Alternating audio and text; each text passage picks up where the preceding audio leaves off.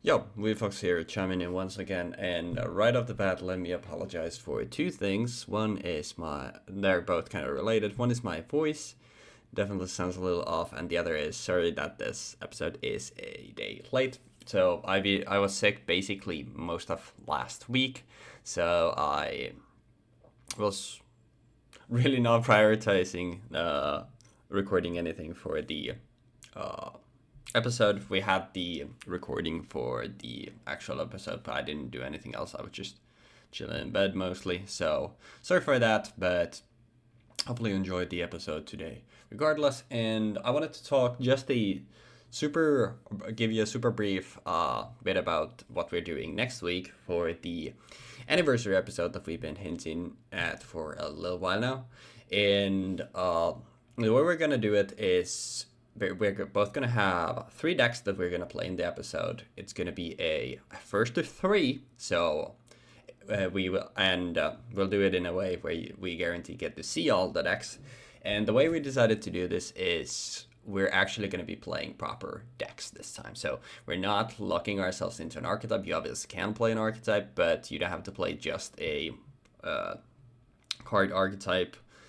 You can play a deck archetype. So examples for stuff that we can play is stuff like Teledad or Chaos Return or stuff like that. Actual like historical decks that have been proper decks, have won stuff and stuff like that. Because we figured like it's like the way we are doing it, like going through the eras of Yu-Gi-Oh! It's as these like small bits. I think it's really interesting, really fun. But we figured that for something like this, like every 50 episodes, looking back on the past 50 episodes and actually like condensing the era and looking at taking some decks from there that we like, what would be the decks from that era that we would want to play? I feel like it's a fun way to highlight what's in there. So we'll hash out the specifics and I'll talk to y'all about them next week when hopefully my voice doesn't sound as crusty as it does now, and hopefully I'll be at 100%. I'm not fine. I feel fine. I basically just need to blow my nose every 5 minutes, and I have this voice, so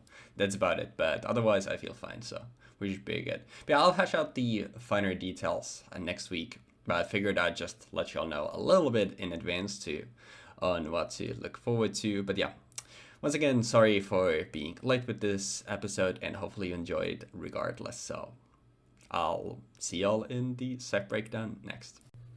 Yu-Gi-Oh! An incredibly complex card game with tens of thousands of cards. However, what if each set was separated from the rest of the massive card pool and your choices when building a deck were extremely limited? In this series, in order to learn Yu-Gi-Oh! From the ground up, I will be embarking on an adventure through the history of the card game with Jeexx. In each episode, we will have access to all the cards in a select product, and using only the cards in that product, both of us will build a deck before playing a best of 3 match to determine the winner of the episode. We will move in a chronological order in the series, and with each new episode, we will forget the cards of the past in order to experience something brand new. We hope you enjoy this adventure through Yu-Gi-Oh! And its evolution with us. Welcome to the historic Yu-Gi-Oh! Learning journey.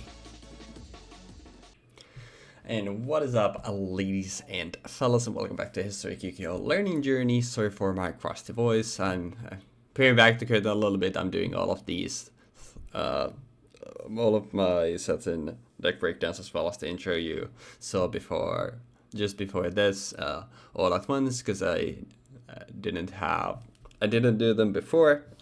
Sometimes I do this before, sometimes I do this after, and this time I was doing them after, and now unfortunately I fell ill, so I couldn't do them before this, so hopefully you'll bear with me, but this should be very brief. So the Shining Darkness is what we're doing today. This is the final set that we're doing before the anniversary episode, so basically everything in the Shining Darkness and released before that up until the dawn of Yu-Gi-Oh! As a whole is what's eligible to be played in the anniversary. But as for the Shining Darkness, it has some interesting stuff here. So you can see a lot of X-Saber and Blackwing stuff has been released here. Cardbreaker is an interesting card because it can be special summoned, which obviously always great for synchro summoning, and one of the biggest things in this set is Infernity. So Infernities are a pretty notorious archetype, not only for the players cheating by putting monsters face down in their spell trap zone, but it's an archetype focused around having no cards in your hand and getting extra effects that way, and also quite notoriously a pretty complicated archetype to play. Spore is interesting where it's a tuner that you can special summon from your grave by banishing one other plant monster. It has the once per duel clause, so for basically works as a glow, not exactly global, but in a similar manner to a global in a tuner that you can summon from your grave once per duel. We have one stuff with Kokimeru stuff, a Ronin Toadin here, so obviously a band card made Frog FTK with Mass Driver work. It does a lot of things. Then for the synchros, we have Blackwing Dragon for a generic level 8, but obviously meant to be the boss monster for Blackwings.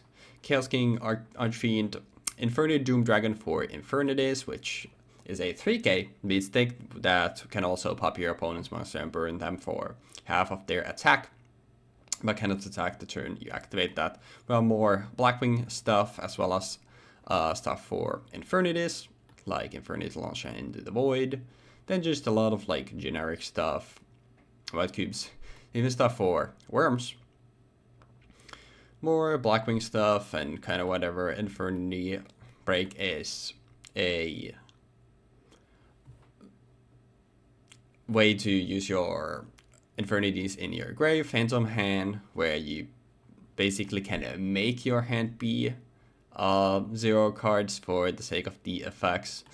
More X-Saber stuff, Dark Savius being one of the better ones for X-Sabers being there.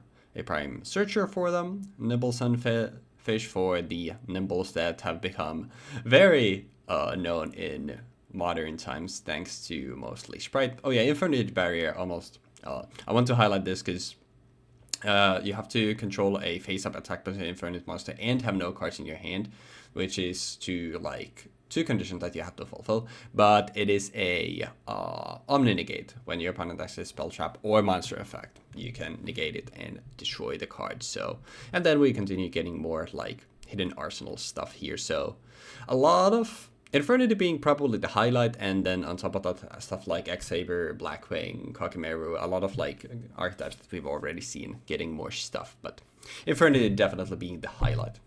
But yeah, hopefully enjoyed the set breakdown, and we'll see you in the deck building section next. Okay, the Shining Darkness is a shining example of a set that has a bunch of good shit in it. I'm just say that right. Specifically for certain archetypes such as Blackwings, based on the fact that the Blackwing or Black Feather Dragon, Blackwing Dragon is on the cover. But on top of that, we also get support for Infernities. Infernities being a deck that we haven't really seen yet, but just like Kokimeru has had some support here and there, and that's been talked about like quite a lot because the fact that it's fairly unique in how it plays. So I'm gonna be trying to pilot this for this week's episode. Where first off, I'm gonna have to point out that I didn't have enough like cards to actually make it full power or anything. So we have cards like Cherry and Mado and Imato to fill out the quota. Cherry and Mado is a level 2 tuner that has the effect of when this card is destroyed by battle and sent to the graveyard, you can special summon up to 2 Imato monsters from your deck. They cannot be used as synchro material monsters this turn. So basically, you wanna sack this, you set this card on turn 1, your opponent kills it, you summon 2 more, and then you kill those 2 to also get more Imatos from the deck. It's a fairly good card, I'd say. And then we have Archfiend, which is the pinnacle of Infernity gameplay. Like this is what this whole archetype revolves around, basically. When you draw this card, if you have no other cards in your hand, you can reveal this card, special summon this card from your hand. When this card is special summoned, you can add 1 Infernity monster from your deck to your hand. You must have no cards in your hand to activate and to resolve this effect. That is the crux of the gameplay for Infernities, whereas you do not want to have cards in hand, ever. No matter what the situation is, you never want to have a single card in your hand. So you're playing with your hand empty. That's cool. It's fun. And you also play on the draw. But on top of that, usually you have effects such as Archfiend, such as Mirage, such as Necromancer, Launcher, so on and so forth, which are really powerful on the draw effects, which we're going to talk about in just a moment. But yeah, Archfiend is a level 4, 1.8 thousand attacker. It's really, really important to the core gameplay. Then we have Avenger, Infernity Avenger, level 1 tuner monster, Fiend tuner. When a monster you control except Infernity Avenger is destroyed by battle with an opponent's monster and is sent to the graveyard, while you have no cards in hand, you can special summon this card from your graveyard. In that case, the level of this card is equal to the level of your destroyed monster. This card is kind of gimmicky. It might be a little rough to get out, but I think it's necessary for some of the plays in like the actual Infernity decks, specifically because it's Fiend tuner. It makes you a level 5 with Archfiend. Then we have Infernity Beetle, which has a much shorter effect of while you have no cards in your hand, you contribute this card to special summon up to 2 Infernity Beetles from your deck. Really good card. Really good card. Like basically filters out 2 cards from your deck and allows you to do a lot of synchro plays with this. Then we have Mirage, which is probably the best card next to Archfiend on the draw. Infernity Mirage has the effect of... Actually, Beetle is also a tuner, just to point out that. Mirage has the effect of cannot be special summoned from the graveyard. If you have no cards in your hand, you contribute this card, then target 2 Infernity monsters in your graveyard and special summon them. Really good. Like, legitimately, this effect on the draw, or even if you have a normal summon somehow on that turn, this effect can pretty much just win you the game. Like, it basically allows you to go into Archfiend, Necromancer, go into Beetle, then use Archfiend and Beetle to use Archfiend's effect to search for Launcher, activate Launcher, use Necromancer's effect, or maybe Launcher's effect or something. You have so many lines in this that explaining all the lines of play that you have access to off of a single Mirage or off of a single Archfiend or off of a single Launcher is so many that I'm not even going to bother doing that here. That's why I've been playtesting this deck more extensively than any other deck before. Then we have Necromancer. Actually, yeah, I already mentioned that. Necromancer is a 2000 wall, has an effect of when this card is normal summoned, it is changed to defense position. If you have no cards in your hand, this card gains the following effect. Once per turn, you can select 1 Infernity monster in your graveyard, except Infernity Necromancer, and a special summon it. So basically, you can summon Archfiend back, you can summon Beetle back, you can summon Avenger back. It's once per turn, not hard once per turn, so you can just reuse it. In Mado, when one other face-up plant-type monster is targeted by the effect of a spell or trap card your opponent controls, you contribute this card to draw 2 cards. Irrelevant. The effect is irrelevant. It's a 1.4 thousand attack, like quote-unquote wall, but it's a level 3 that we get out for free, basically. So that's the main thing. Then we get to the card that basically makes the deck alongside Archfiend. Infernity Launcher. Once per turn, you can send 1 Infernity monster from your hand to the graveyard. You can send this, that's one effect. You can send 1 Infernity monster from your hand to the graveyard. That's an effect. It's a beneficial effect too, by the way. You can send this card to the graveyard, then target up to 2 Infernity monsters in your graveyard, and special summon them. You must have no cards in your hand to activate and resolve this effect. This card is really good, like really insane, like legitimately so. This basically enables the entire deck to work. Again, I don't want to go into more detail, but allows you to go into Archfiend, Necromancer, activate Archfiend, search for another one, do more shit. Into the Void, if you have 3 or more cards in your hand, draw 1 card, and if you do, during your end phase, discard your entire hand. This card basically just lets me dump my entire hand. That's fine. That's fine. Ice Barrier card. It has Ice Barrier in its name, and it came in the set. That's why it's in here. I don't know what the effect is, and I'm not going to read it. Wave Motion Inferno. While you have no cards in your hand, face-up Infernity monsters control gain 400 attack and defense. You can send this face-up card from the field to the graveyard to send all cards from your hand to the graveyard. Again, sets up your hand basically to 0. 0 max, it's a Infernity Monster Reborn that destroys all monsters with less attack than the monster that you special summoned, and then you can't conduct battle phase during that turn. Have to have no cards in hand. Simple as. Damage gate, when you take battle damage, target 1 monster in your graveyard with attack less than or equal to the damage you took, and special summon that target. Pretty good. Pretty fast. Infernity Barrier. This, alongside Archfiend and Launcher, are the best cards in the set deck, arguably. When your opponent activates a spell trap card or monster effect while you control a face-up attack position monster, attack position Infernity monster, you have no cards in your hand. Negate the activation, and if you do, destroy that card. Infernity Break. If you have no cards in your hand, target one Infernity card in your graveyard and one card your opponent controls. Banish that the first target, and if you do, destroy the second target. Really good removal target. Spot removal. Infernity Force. Activate only when an Infernity monster is selected as an attack target. While you have no cards in your hand, destroy the attacking monster and special summon one Infernity monster from your graveyard. Really good. Like legitimately, this is not great, but it's like really good for the closed format that we're closed format that we're playing.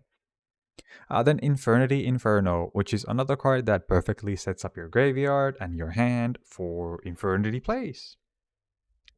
That's about the entire main deck. I really hope I get to show off what the deck does. Okay, we're back down. So let's go over the side deck and extra real quick. So we have Leeching the Light, which I don't remember what light archetypes exist in this. Maybe Quackimera again. But it has the effect of select one face-up light monster your opponent controls. All face-up attack position monsters you control gain attack equal to the attack of the selected monster until the end phase. Pretty much just de-incentivize your opponent from playing light monsters. Silent Graveyard. Discard one card. Discard one card. Effects that activated in the graveyard this turn are negated. I think maybe Inmado and Avenger are the only two. Actually, I think this also... No, I don't think this activates in the graveyard. But yeah, there's a couple of stuff. I think if Weebfox happens to be playing Quackimera, this works against the Iron Core of Quackimera, for example.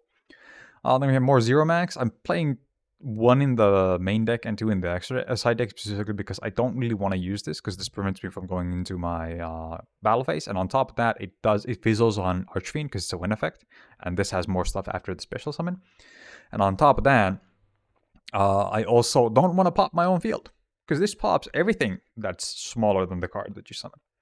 Then we have Chaos Trap Hole, which I think is a very good card against Blackwings and Infernities. It basically says when a light or dark monster would be summoned, pay 2,000 life points and negate the summon of the light and dark monster, and if you do, banish it.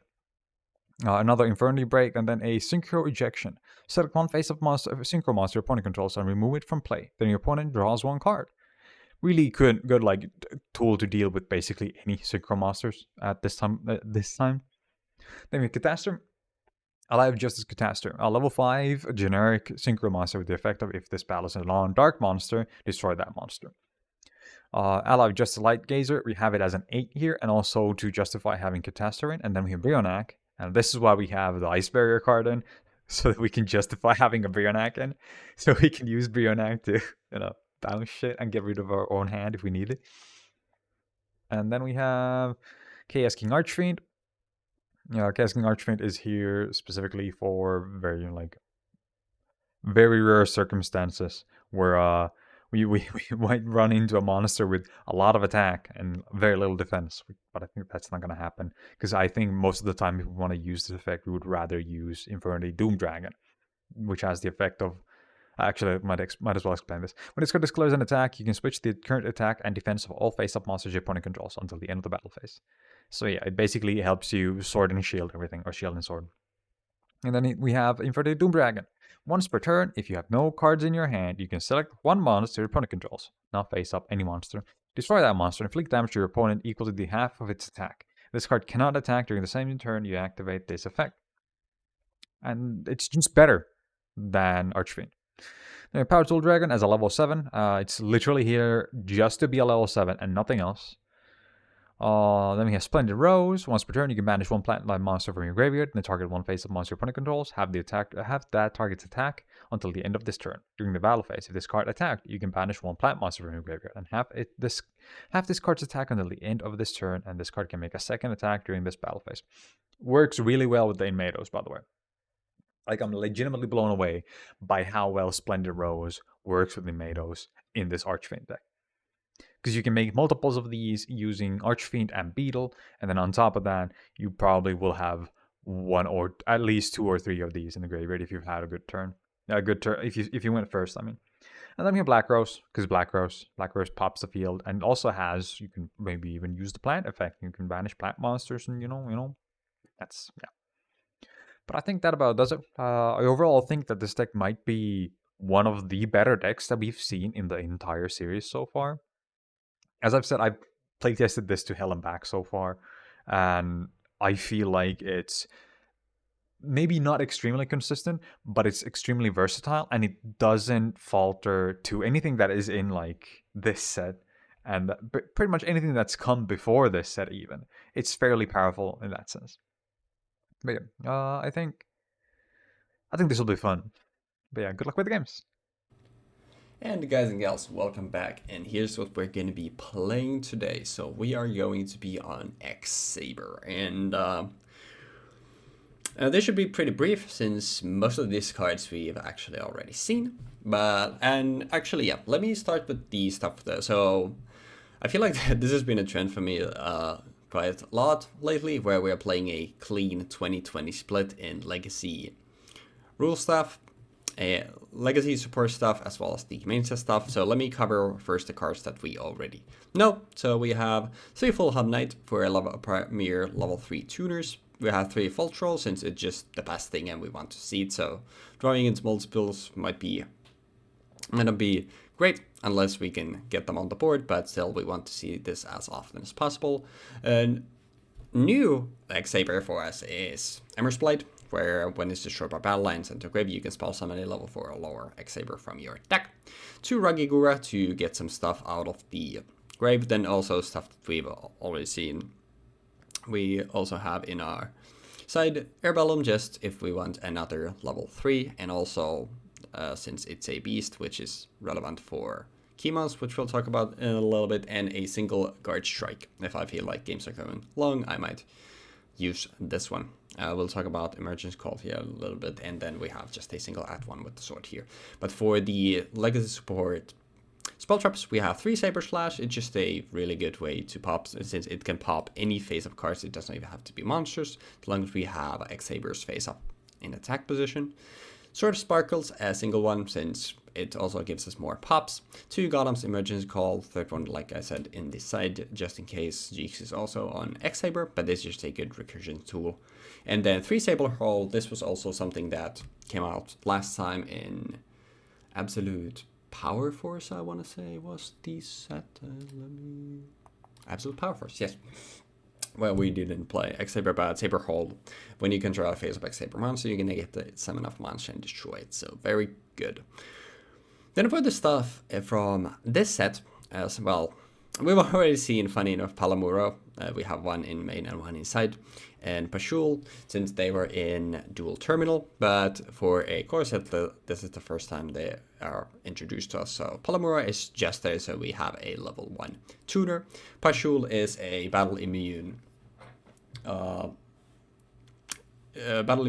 level 2 tuner that you have to pay 1,000, or not pay, take 1,000 burn damage during each of your opponent's standby phases if you control this card in face-up defense position. So you can either keep it in attack and take the battle damage, or you can keep it in defense and take the 1,000 burn, which 99% of the time is going to be the way to go. For the other new stuff, we have 3 Darkstall, which is a level 3 beast, also roll on for Keymouse, which we'll talk about a little bit. During the end phase, if this card was sent from your side of the field or your graveyard this turn, you can add a X-Saber monster from your deck to your hand. Any X-Saber, it doesn't have level limitations on what it adds to your hand, and since it's just sent from your side of the field to the grave, it means it can be destroyed by battle, it can be used as synchro fodder, it can be used as tribute fodder, like, it doesn't matter, which makes Darkstall very flexible and very good. And then we have Boggart Knight, which finally we get a good level 4. Boggart Knight is a level 4 Beast Warrior. When it's normal summoned, you can spell summon level 4 or lower X-Saber monster from your hand, but it cannot be used as synchro material except for the synchro summon of X-Saber synchro monster, which doesn't really matter to us since we have a lot of those. So, but we have more like good swarming capabilities and special summons from hand thanks to Boggart Knight. Then our final monster is 3 Keymouse, and it's a level 1 tuner, and when it's destroyed by battle and sent to a graveyard, you can add a level 3 or lower beast type monster from your deck to your hand, which makes this actually pretty neat, since we can add Dark Soul with Keymouse to get any of our X-Sabers into circulation then with Dark Soul, or if we need a level 3 tuner, and this is why we have one air emblem in the side. If we feel like we really want to get to our level 3 tuners, then I can side in that and get that with chemos.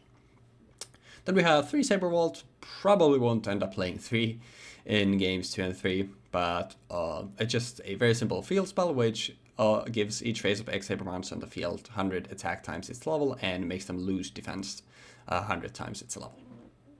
Very simple. Damage gate, a trap that when you take battle damage, you can target a monster and you give it with attack less than or equal to the amount of damage you took and spell summon that target. This is mostly great for Pashul, since if we've used Pashul is 100 attack. It's very tiny, so we can get that back with a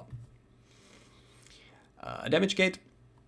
And if we have a situation where we have a Rakigura in there, we can get Rakigura, we can get other stuff into our hand, and that doesn't, since Rakigura doesn't matter, worry about the attack. We have a premier like small target that then can get to our bigger stuff. So damage gate is actually pretty decent in this deck. And finally, we have 2 power frame, a third one in the side. So when in a face-up attack, face-up monster, you control this target with an attack by a monster with higher attack. You target the attack target, negate the attack, and if you equip this card to the target, and equip monster gains stack equal to the difference between its attack and the attack of the attacker, this card resolves. Sounds really wonky, so basically it just means if a Fall Troll is attacking an Emmer's Blade, then I activate a Power Frame. The attack is negated, then Power Frame goes on to Emmer's Blade, and then Emmer's Blade gains the difference between the attack of Fall Troll and Emmer's Blade, so in this case 1100. So this becomes basically a trap that does 2 things. It negates an attack, and then it becomes an equip spell that gives the monster an attack boost, depending on what sort of attack it negated. A lot of text for not that crazy of an effect. For the rest of the stuff that we have in outside, we have 2 Synchro Ejection, where we select a face Synchro monster from our opponent controls and removes and banish it, and then your opponent draws 1. So basically just a way, if we don't have a way to deal with some synchros, we can use this to get rid of them. 3 Chaos Trap Hold. This is solely here if Jeexx decides to play Infernity, since Infernities are all dark, so we can then use this to negate the summon of any of his Infernities and banish them, which this is very important because Infernities have a lot of interaction with the graveyard, so being able to banish them is obviously very good. 2 Guard Mines, where when a card is activated with an effect of it, target destroy a single monster that you control, you negate it and destroy the card, and then deal 500 burn to your opponent. This was basically like I was kind of lost on what else to put in my side, so I was just like, I guess if we need the pop protection from something, we can do this. Mostly it's there for stuff like Saber Slash. These I already talked about, and then we have 2 Blackwind Dragon, and I'll explain that when we get to our extra deck, but basically this is here because it's the best generic 8 that we have access to. But our extra deck, I'll cover the cards that we've already seen first. We have 2 Golems, I'll explain this in a little bit, 2 Herbellum, Golems for level 9, Herbellum for level 7, a 1-off Black Rose Dragon that we can play because of Splendid Rose is in the set, and that's why we have basically a dot here. 3 Hyunlei, which is another new X-Saber that I'm not sure if we've seen. It's a level 6 that takes a tuner and non-tuner X-Saber, and when synchro summoned you can select and disrupt 3 spell traps on the field. So really good. Like being able to pop 3 back row is huge, so it's very good for that. A single Wayne in 3 Catastor, and okay, let me talk about these now. So the reason why we are playing a single off Light Gazer here is because Light Gazer is in the main set that gives us access to Catastor with the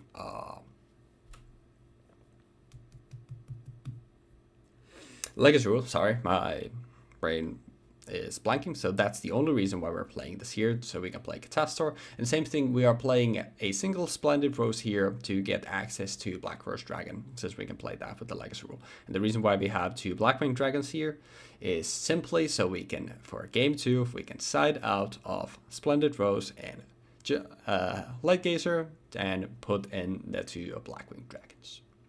But yeah, very simple deck. Obviously, we've seen, like I said, we've seen most of these. We know what X-Saber does. Just swarming, and with the swarming, then we do Synchro Summons, and we do some shenanigans with that. So hopefully we can do that, and yeah, hopefully you enjoyed the deck breakdowns, and hopefully you enjoy the games as well. Like I said, this is the final episode before our first anniversary, so also it'll be interesting to see what we end up playing there.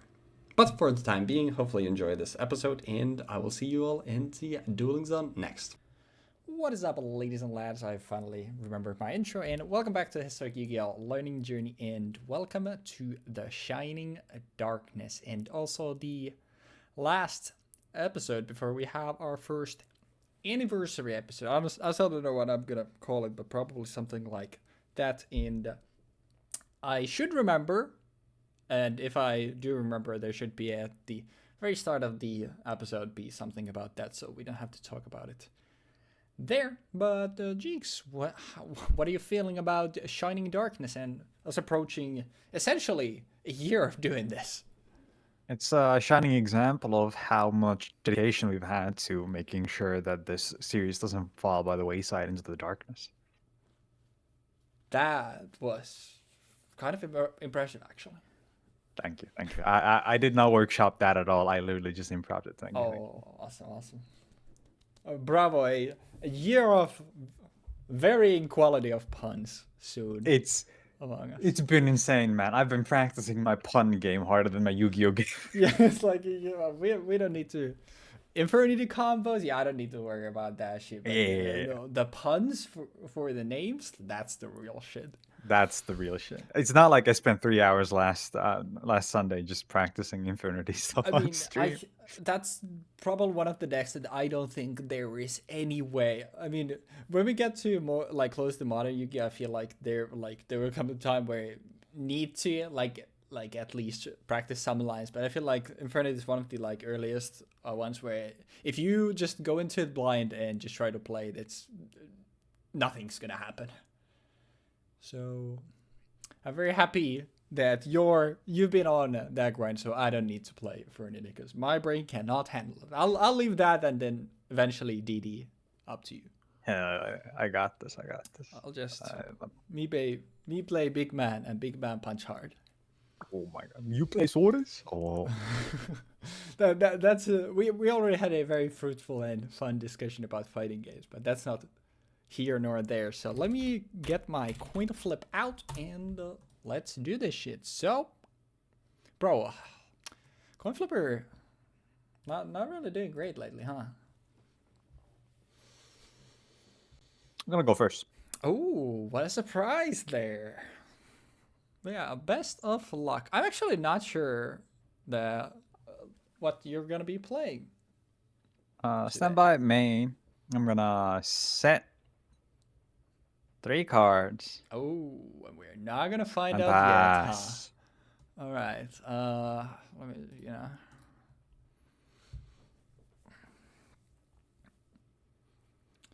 Well. I think we will simply follow suit, and I will set actually.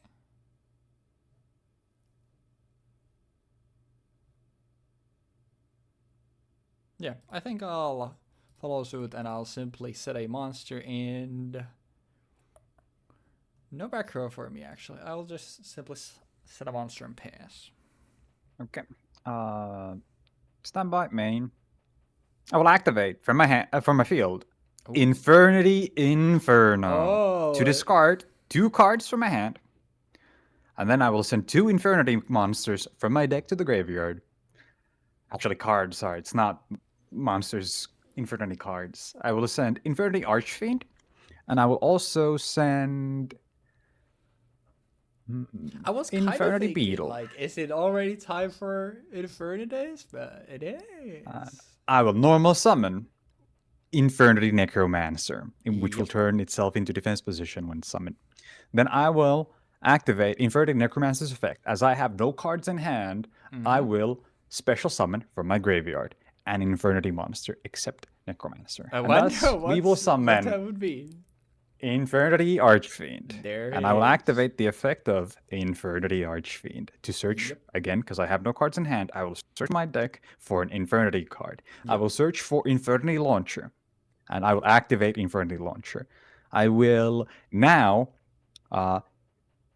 should I do that? I think I probably should. I will flip summon Cherry in Mado. Okay? Mm-hmm. I will synchro summon using Cherry in Mado and Infernity Necromancer to special summon my level 5 Cataster. Oh, there it is. Yes. And now I will activate the effect of Infernity Launcher. I will send it to the graveyard to special summon 2 Infernity monsters from my graveyard. Yep. I will special summon Infernity Beetle and Infernity Necromancer. I will Another now activate Cataster? Infernity Beetle's effect. No, I will activate Infernity Beetle's effect to sacrifice it to special summon 2 Infernity Beetles from my deck. Yep. Next, I will synchro summon using an Infernity Beetle and a Archfiend to Yep. special summon a Splendid Rose. And now I will activate the effect of the Infernity Necromancer that I just re-summoned earlier to special summon Archfiend. I will activate Archfiend's effect again, and I will search from my deck to my hand Infernity Launcher. Okay? Yep. You've seen this play already, right? You know how this Yeah, goes. but it's it does say once per turn, but that isn't. You can only use the effect of Infernity Launcher once per turn on everything. Exactly. So. Exactly. Yep. Then I will again. I would like to Synchro summon Yep. another Cataster. Yep. And I will Seems pretty good. activate Infinite Launcher to go into another Necromancer and another Beetle. Yep. And then I would like to synchro summon using Archfiend and a Beetle Yep. to go into another Splendid Rose. And then Yep. I will use Necromancer's effect. This is actually, I think I messed up here now that I think about it. Oh, what do you mean? I think I messed up. Yeah, I could have probably gone for more here. Because I could have easily. Climbs? Yeah, exactly. Yeah, I figured. But then I will simply special summon Archfiend, and I will activate Archfiend's effect to add to my hand another Infernity card. Now I'll just check a thing real quick. A third launcher or something else, since your field is getting kind of clogged here. Yeah, my field is already clogged. It's completely full. And that's what I mean that I should have synchro climbed using a Splendid Rose or something. Yeah. I should have gone into an 8 here. That's my bad. I made a kind of a big oopsie, in fact. Well, I will choose to add to my hand a... What could you possibly have that would make my day not very fun? I mean, I can go for this or go for the other one. I mean, I'll go for this. Yeah. Mm-hmm. Yeah. And then I would like to go into battle phase. Yep. Yes. And I would like to attack using... Actually, no. I would like to attack using Splendid Rose.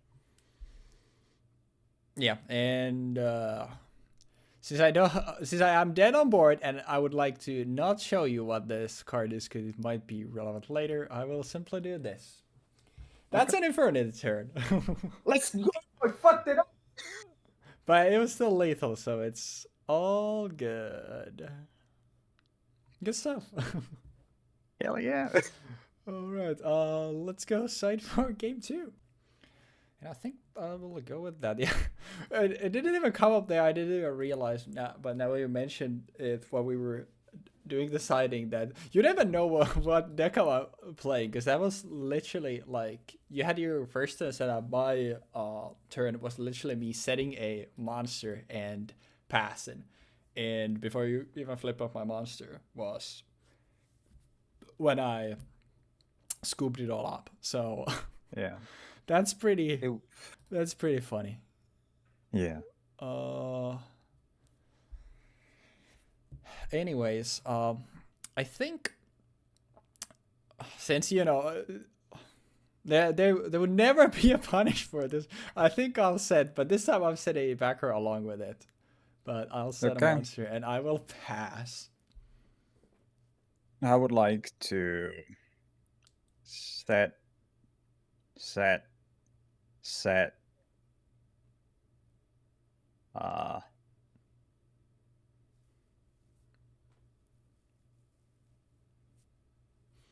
It's like it's think usually when that like should it be says stuff in the fine. back row. It's obvious like okay, it's actually stuff that is traps or stuff that you actually want to use. But with Infernity, it just might be random, like just Yeah. normal spells. It might even be your monsters that you have clogging up your hand, Yeah, and I then mean, you that's- just scoop when your opponent tries to pop them. I swear, bro. I'll just I've never played Duel Links, but if I were to be a game designer for Duel Links, like if you make it. You would need to give the Infernity Duelist like their ability would be, hey, you can set monsters face down in your back row. That would be broke. That would be broke. That would be broke. That would also be very funny. I'll just normal summon Archfiend. All right.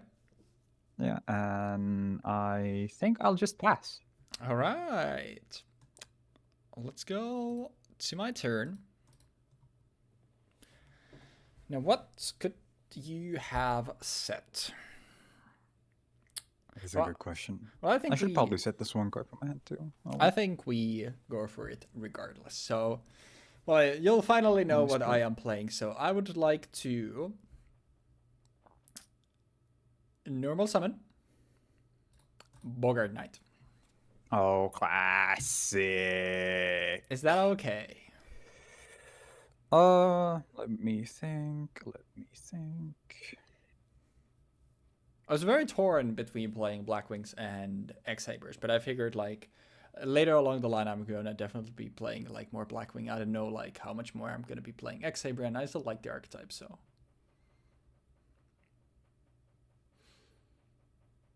You get to synchro summon from your hand here. Not synchro summon, you get to spell summon from your hand here. I think that's fairly bad. So, purely because of the fact that I think it's better. Yep. I will activate Infernity Inferno to discard both cards from my hand. Yep. And to send from my hand deck to the graveyard 2 Infernity monsters. Yep. Or cards. I will send Infernity Beetle, and I will also send a Infernity Inferno, I think. Yeah, because I don't really have a... No, I think I have to send a Necromancer in this case, right? I mean, this is a brick if I draw it, but there's also other bricks that I can draw. So I think it's overall better if I... Yeah, I'll send Infernity Inferno. All right. Now I have no cards in hand. Yep. And then the summon, or do you want to change something else? Resolves. Yeah. Yep. And then I would like to, for the effect, summon a full Hub Knight. Okay. Anything on that? Nope. Then, since I have 2 X-Sabers, I would like to special summon Fall Troll from my hand. Yep. And now, the question is, I do not remember too well what traps there are in the set, unfortunately. Infernity have a lot of combat tricks, just in case you're not aware. They have one that lets me pop shit on the field, reduce attack, special summon shift in the graveyard. I'm basically thinking, is it better for me to...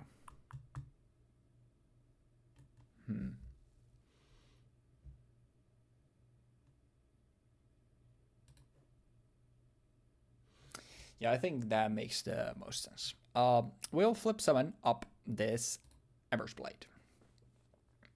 Okay. Is that okay? That is okay. And then I would like to synchro summon using Full Helm Knight and Emmer's Blade for a 6. And we will attempt to summon Hyunlei. Okay. And when it gets synchro summoned, I would like to attempt to target both of your back row. I will activate in response Infernity Barrier. Yep. To pop and negate. Because I have no cards in hand and I have a Infernity monster in attack position. Yep. So Hyunlei goes to the grave. Then I would like to use the effect of Full Troll and attempt to synchro back this Full Helm Knight. Is that okay? That's okay. All right. And then...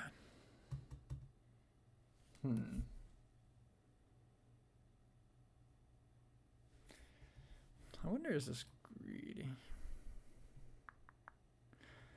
All right. We will fire off Saber Vault.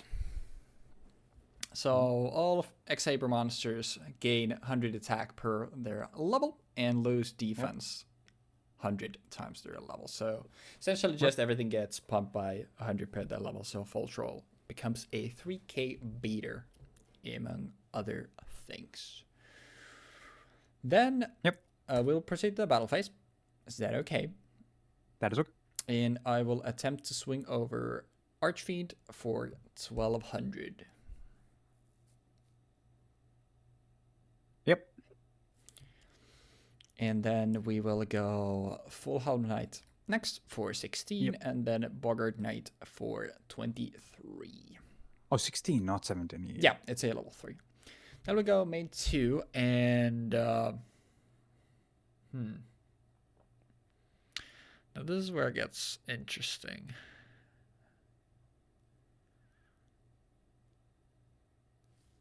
I think I will just pass. At the end of your turn, I will activate Infernity Break, targeting this face down. I will select a Infernity Inferno and banish it and destroy this. Right. And it is a... Oh, wait, this... Oh, yeah, it was banish. Okay, never mind. It is a Synchro Ejection. Okay, go. I am is it the so Archfiend? Talented! Is it the Archfiend? I will normal summon Infernity Mirage. Ooh. I will tribute Infernity Mirage to special summon from my graveyard 2 Infernity monsters. That also works. I special summon Beetle and Archfiend. I activate Archfiend's effect to add to my hand a launcher. That's a really good rip. Actually fucking wild. I will activate launcher. I will then synchro summon using my Archfiend and Beetle to go into a Splendid Rose. Then I will activate launcher's effect to special summon a Archfiend and a Beetle. And then I will activate Beetle's... Actually, before I activate Beetle F6, I will activate it at the same time as this, basically, so I can just resolve them faster. Yep, that's perfect. Fine. There we go. And then I activate launcher. I will, now that we're not stupid today anymore, that is, we were stupid earlier, but we're no longer stupid. Oh, I'm gonna continue synchro coming for now. Actually, not synchro coming. I'll just do this. I will send that to the grave. Actually, am I stupid? Yeah, I will do that. Oh, fuck. I was checking my deck already. Sorry. Oh, good. Because I need sometimes you need to cheat, you know? Yeah, sometimes you just gotta cheat a little, guys. Just a tiny little bit. Just a little bit. Then I will add to my hand a...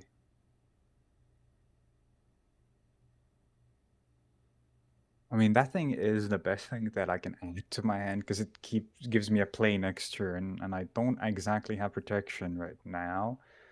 But I can still deal with your board perfectly fine. Basically, it's completely irrelevant to me now. So I will just add to my hand a Mirage. Yep. Actually, no. I can't add Mirage. Never mind. I'll put this back on the deck, and I will just add to my hand a barrier. I realize that there's a big issue if I do that, and I'll just set the barrier right now. Yeah. Yep. And then I will synchro summon using a beetle and a splendid rose to go into a Infernity Doom Dragon. Yep. Is that okay? Yep. I got nothing. Okay. And then I will. I mean, the only interaction that I have is literally full Hub Knight. So. Okay. I think my best option is actually.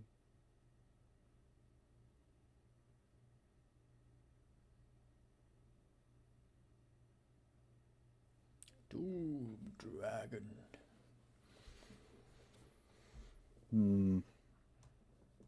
I don't. Oh, I do have a plant monster maker, so I can do that. But that's still too big, isn't it?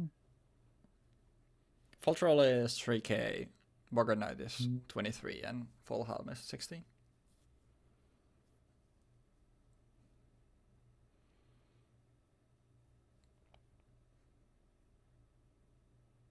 Okay. I guess I'll just do this to go into another Doom Dragon. Yep. And I would like to pop the Fel Troll. Yep. Using the effect of this Infernity Doom Dragon. Yeah. And I you take 1500. half its attack. Yeah, that had on the board. And then I will do the same to Boggart Knight. Boggart Knight? Yeah, because I can't attack with these, so it doesn't matter. Oh, yeah, that's actually true. Yep. Yeah. And for that, I take 1150, right? Yeah, 23. Yeah, 1150.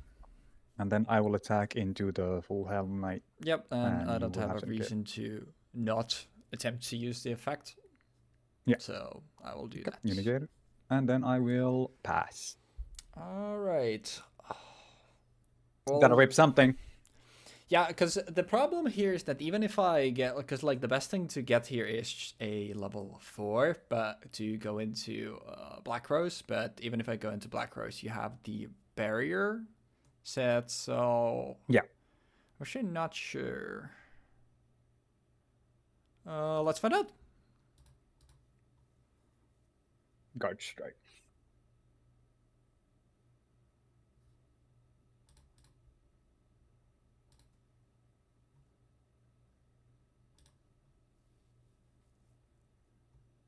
I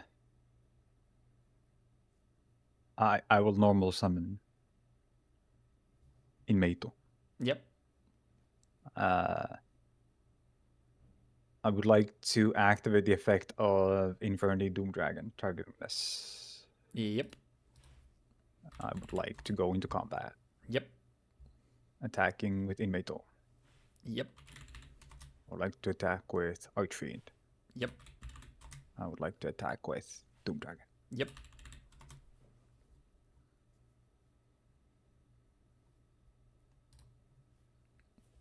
Yeah, that's not going to do anything. Yeah. And even if you did use it on the Inmato, you knew I could just activate. Yeah, because that's it. You had that, and I mean, it doesn't even matter because at that point, me paying the 2000 puts me in range anyway, so I get. I get beat over regardless. So. Yeah. I mean, so that's Infernities. Yeah, I think that's a really. Not even full power, by the way.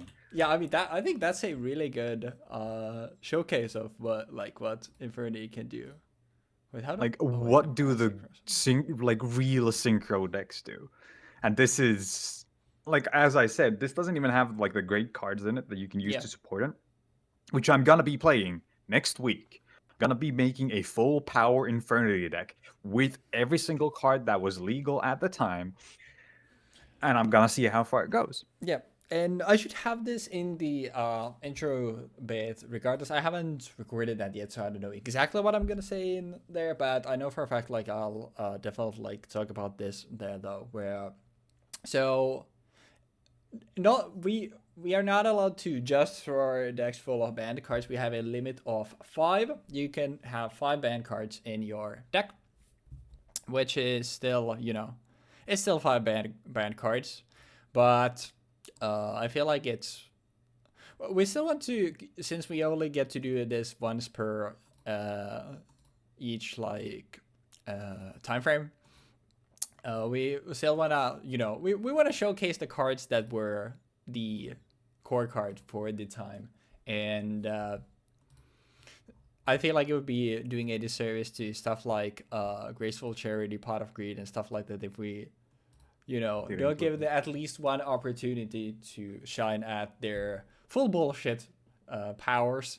And but for limited cards, you're allowed to do whatever you want. So stuff like, actually, is Launcher even semi-limited anyway, or is that completely off the list? I think it is. I think it's still limited. Okay, because I was like, I think it's still like limited or semi-limited, but they took Archfiend off the list recently. But still, like, Yeah, it's we're still going to see some pretty powerful stuff come out of I would hope so. I would legitimately Infernity hope so. there. So I like the tomato package. Yeah, so the issue that I ran into was I need to fill my deck with cards, but I can't find cards to play. So I was like, oh, these are dark. These can be used to go into Infernity Doom Dragon. They're level 2, so they work perfectly by synchro climbing from Archfiend into Splendid Rose, and then Splendid Rose also has utility with these cards. Yeah. So I can easily use these in conjunction with the rest of the Infernity engine to make a solid deck. Same with having Necromancer, Catastrophe for Necromancer. One of the things that I ran into while testing the deck was that I did not have 5s until I realized I have an Ally of Justice. Yeah. I can play Catastrophe. The thing that we realized, like, that you messaged me a couple days ago about, like, hey, by the way, this one has Ally of Justice in its name, so Catastrophe is legal, right? And that made me go, yeah, oh yeah, one thing about, the whole dual terminal saga and everything there is Ally of Justice has like 4 different iterations to the archetype. So Catastrophe is gonna plague our format for a while. It's gonna be kind of hellish, I won't lie. It will take a while for Catastrophe to stop being a card that we want to even play. Like, I think Catastrophe is still a fairly relevant card into the beginning of Arcweed, which is going to be like a while from now, but it's still something that I will most likely try to play in every extra deck that I can, because it's a generic 5, and if I have access to it, it can deal with pretty much anything. As long as the main archetype of the set isn't a dark archetype, it's just a really good, solid card. Yeah. It's like being a 5/2 is like you don't have that much competition when it comes to like. Oh, dude, there's a level 5 that we get fairly soon, which is probably the best level 5 synchro in the game. That being TG Hyper Librarian. Oh yeah, Librarian, yeah, that's obviously very potent. It's still limited, right? I'm pretty sure it's still limited. Yeah, I think they took it off the list for like a while, and then it just like just go into Librarian, go into Librarian, go into Librarian, and summon one synchro monster, draw 3. Yeah, I guess you draw. I'm guessing like Master Rule 4, like when you needed to have link errors point to everything that came from the extra deck, like that probably made Librarian worse. But like then when they went back to Master Rule 5 and you can summon synchros anywhere, that's when probably Librarian was back like, all right, this is back to being insane. So they unbanned it, unlimited it during Master Rule 4, and then when Master Rule 5 hit, oh wait, we made a fucking mistake, guys. Go back. Backtrack that. Yeah, it's the whole timeout, bro. We cannot have this. Yeah, like one of my favorite decks ever that I originally like played back in the early 2010s is Plant Synchro, which is something that I'm really bummed out I won't get to play for the anniversary, because it's like 2 sets after the anniversary. Yeah, it's literally like on the cusp of that being playable. So I'm not gonna get to play the one synchro deck that made me go like, synchros are kind of cool, guys. I think I kind of like playing synchros. So like obviously when we get to it, I am gonna try to build a deck that plays like Plant Synchro, but there aren't many cards that work for it in those sets. So we'll see how it goes. Yeah. And as for next year, if we get to that far anniversary, maybe we will have a chance to play Plant Synchro. Maybe we won't be in Arc V and Plant Synchro won't be unplayable. Yeah, I'm actually not sure like what would that be, because like it's hard to gauge since we are doing like and I like us doing like the more like side set and stuff like, and including stuff like dual terminal and stuff like this. I think it's very cool and it's very fun and like having the occasional like structures in there and stuff like that. So it'll be very interesting. But that also reminded me that I think when I like look forward, like so I try to have like some sort of a gauge for. Actually, wait, I can just check it. I can just check it here. Let me do this because I haven't built decks, but I like looked at quite a lot of stuff. So what? I think it's yeah. So episode 60 literally is gonna be the start of Xyz, which is So soon. that is not too far away. It's literally like under 3 months. It's in April, man. That's scary. That's very scary.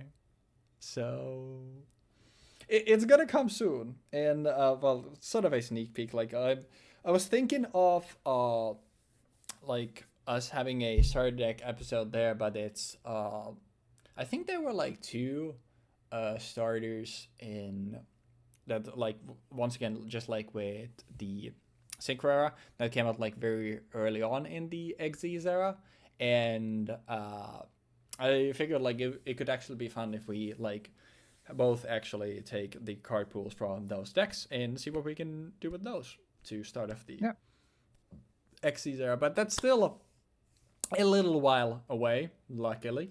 So we still have stuff to look forward to.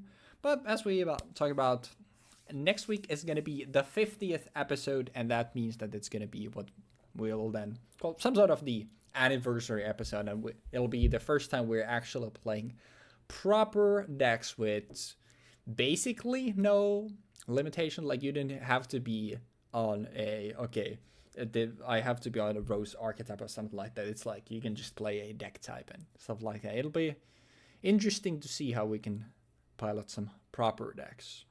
I mean, you already performed very well on the Infernity, so I'm sure you'll be just fine. But we'll see if I just bring 3 different variants of Blackwing. I totally didn't just entirely fuck up my first game and then go, shit. I mean, fuck off. To be fair, like fucking up after your board has 4 synchros on it is still, I think that's that's fine. I mean I set key mouse face down and ended my turn, so Key mouse. Key mouse, baby. So the reason why I ran it was because Dark Soul is a beast, so it essentially like was okay. I mean, Dark Soul is nice because it gives me basically like any of my X-Sabers in circulation that I need, and Key mouse kind of works as a way to get that. So it's like okay, it can work as a level 1 tuner, and it's an Earth, and I can use it to get like Dark Soul, which then gets the rest of my stuff going. So I was like, you know what, I need to make the 20 cards from the set anyway. So I wonder if I ended up like getting, instead of the other stuff, like if I ended up actually getting like stuff like Saber Hull or the Chaos Dark Hull in the second game, if it would have made much of a difference. I think like the reason why I was playing so conservatively, there we go, yeah, sorry, on my first turn where I didn't just pop launcher, but where I didn't just go off, was because I was like, oh, if he actually has Chaos Trap Hole set right now, and I do this, I lose instantly. Yeah. That's why my first turn, and that's why when I discarded fucking Launcher and Avengers, like, what the fuck? Oh, yeah. I was really hesitant about that. Yeah. Because I felt like maybe I can just not do that, and I can just not die. But then I noticed that your board was getting too big, and you got Hin layout, so I kind of needed to make sure that I could activate Barrier by the time that you had a line for Hinley. Yeah, because I had. So I was running 3 Saber Hull in the main deck anyway because I had so many X-Saber names, so it was almost always gonna be active anyway. But because I didn't know what you were gonna be playing, I think there was a like realistic chance that we could have seen another X-Saber mirror as well. So I had 3 copies of the Chaos Trap Hull, but they were all in my side deck because I was there like, okay, it's there for Infernity and Blackwing. mostly. So I'd rather not just blindly throw them in my main deck. So I did side into all 3 of them for game 2, but just didn't come up. I think a big issue with Saber Hole is the fact that it's only for a single monster. Yeah. So the reasoning why I was so scared about Chaos Trap Hole specifically is because it banishes all the monsters you would summon. Yeah. Which means that if I try to summon Necromancer and Archfiend, I just fucking lose because I can't even top deck Mirage anymore. Core resources, yeah. Yeah, because top decking Mirage after like after everything else happened, after I top deck Mirage, I still had a line of play using Archfiend and using Infernity Beetle. Yeah. Whereas if I did not have Archfiend in the grave, if I lost it to getting banished, I would just scoop. Yeah. Pretty much. I mean, Infernity is pretty good on the draw, like because of stuff like Mirage, because of obviously stuff like Archfiend, which is nice, but it's still like Archfiend is like the on the draw card. Yeah, it solely exists for that. It's kind of the same. Like on Archfiend is like the poster boy for on the draw. It's kind of like normal summon, Alistair levels of iconic. Yeah, which just outskill them, bro. Yeah, which is, by the way, like Invoke is an archetype that I love to death, and I'm very excited. Like much later along the line when we get to that, it'll be yeah. Once we stop doing core boosters, you know. Yeah, but these cringe core sets. Who cares about cores when you have got stuff like dual terminal lore, baby? But yeah. Regardless, games were very fun today, and I'm very happy. Well, I don't know why I'm taking credit. We managed to showcase the power of Infernity by Jeexx doing the lines and me setting key mouse and passing. So, I think both of us contribute equally to the enjoyment of today's episode. Yeah, I think if you had set like Chaos Trap Hole on turn 1 and just fucked me over, I'm like, oh, okay. Yeah, I guess. Or Dark Imprisoning Mirror or something like that. I think that was in the turbo packs of the last set. I'm pretty sure I saw that in my side deck, so I think that was in the.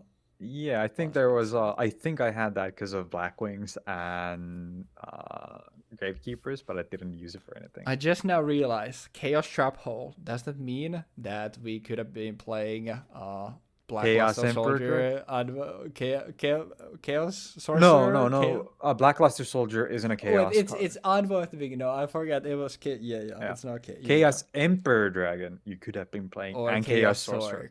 But the question is, do you have the ways of summoning Hell no. Exactly. So the issue would have been you can't summon them. So, but yeah, it's more about like could I instead of would I? Yes.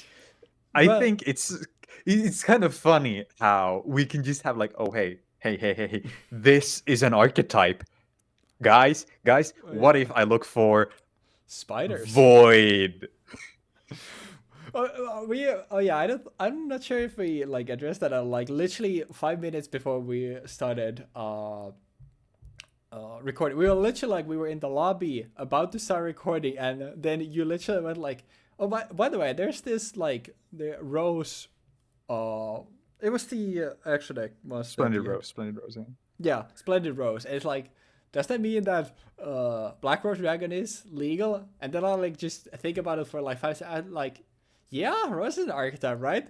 And then just like Jeexx left the door. I'm like, I need to do that shit too. So like literally like 5 seconds, 5 minutes before, like we were both like, oh yeah, let me actually add that in.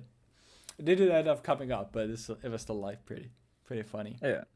I mean, we had the line. I could have gone into Black Rose in any of these games. Yeah. But pretty much. And that's kind of the thing. That's why it's there. So we can deal with a board that you couldn't deal normally. Yeah. Or then your opponent has Infernity Barrier set up and you're sad, but This card is so toxic. I think it's limited in Edison. No, not entirely sure, but I'm pretty sure around that time, Barrier? around this time. Yeah, Barrier. Yeah, I mean, it's an Omni-Negate, so... It's an Omni-Negate that doesn't really have any actual activation condition, because that's literally how you play the deck. You need to have... I think it could say you need to have Archfiend in face of attack position, and it would still be good. Oh yeah, it's still at 3 during Frog format. Okay. Let me see Edison. Does Edison even have Infernity decks up top? No. Guess people don't play. Limited list. No, it's not limited. Okay, Oh, that's odd. interesting. That's surprising. Yeah. Maybe that came up a little later then. Dude, Oh, Edison format, Royal Oppression is it too. oh, well, yeah. What the fuck? And then people are enjoying the format. You people are crazy, but what is not crazy is you enjoying this episode. That was not a good segue, but Amazing. So we can play a Royal Oppression next week, right? fuck Handshake? you. Handshake? Let's not play Royal. I mean, Yeah. you can, but Please don't. yeah, I think stuff like when we're still trying to do cool shit, I think stuff like Royal Oppression and the Vanities cards are not what I would exactly describe as cool, but to each their own. But Hell yeah. regardless, hopefully you enjoyed the episode today, and hopefully we'll see you next week for the... It's not technically anniversary because I think we missed 1 week and it's 50, so it should be 51 for it to actually be, a year. But keeping track, assuming we can keep this going, keeping track of stuff, doing stuff every 50 episodes is a lot easier than every 52. And I mean, Yu-Gi-Oh players don't read. You expect us to do math? The addition of 2? Yeah, no, thank you. But yeah, hopefully you enjoyed the episode today, and hopefully we'll see you next... I almost said tomorrow. Tomorrow? What is happening tomorrow? Tomorrow is going to be Wednesday. Tomorrow? Oh yeah, it's going to be Wednesday. I only got O2'd because we played on a Tuesday. We usually record these on Monday. I cannot do stuff on Tuesday. It's... The sun was in my eyes, my leg was hurting. It was a bad day for whichever horoscope I am. I don't even actually remember all the Johns. Okay. I'll have the list up there. So Tuesdays are actually my best day because that's usually when I play card games. Yeah, I mean, it's kind of it was stacked up against me. I couldn't win, but you know what? Yeah, actually, you're actually not even gonna see this episode. This will be lost in the Hold night, and nobody will ever see this. So my outro. This is a travesty. Doesn't even matter. So you know what? Just end the video. Goodbye.